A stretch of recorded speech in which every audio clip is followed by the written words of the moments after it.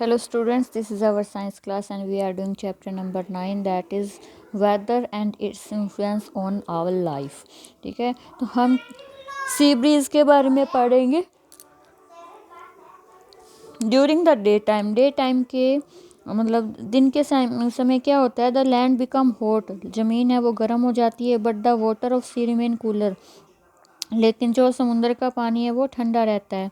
When the land is hot, जब land गर्म होता है, द एयर वो the land also become hot, तो उसके ऊपर जो हवा होती है वो भी गर्म हो जाती है.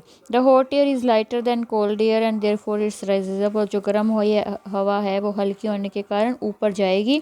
The cooler air above the sea blows toward the land, तो जो समुंदर की जो ठंडी हवा है वो उस खाली हवा, मतलब जो लैंड के ऊपर थी वो तो ऊपर चली गई, वहाँ जगह खाली हो गई. वहाँ खाली जगह को भरने के लिए समुद्र वाली हवा आती है to take the place of warm air.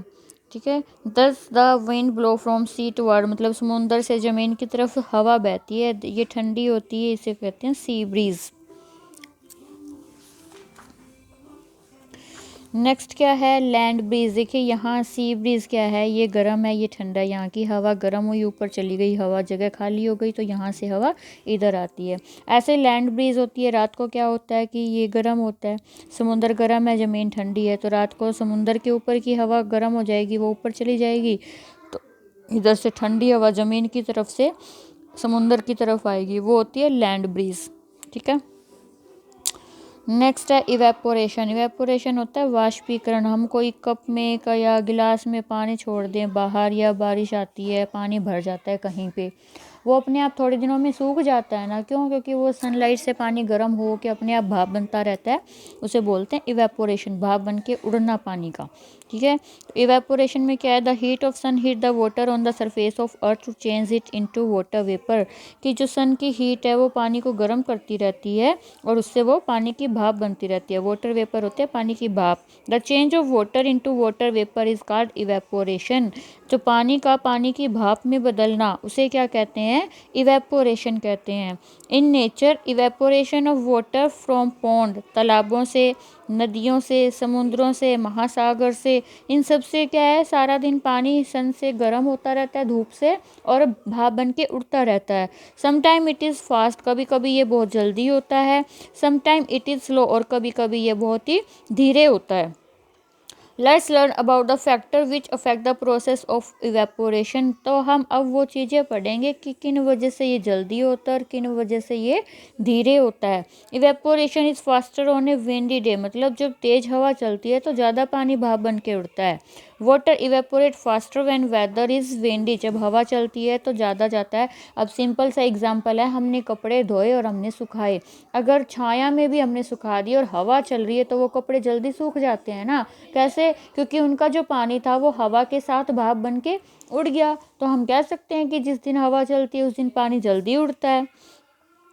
यहाँ पे इन्होंने क्या एग्जाम्पल दे रखा है, take 2 china dish of same size pour and, 2 china dish ले ली, एक को हवा के आगे रख दिया, दूसरी को हवा से दूर रख दिया, तो हमें देखना है कि कौन सी में से पानी जल्दी चला जाएगा.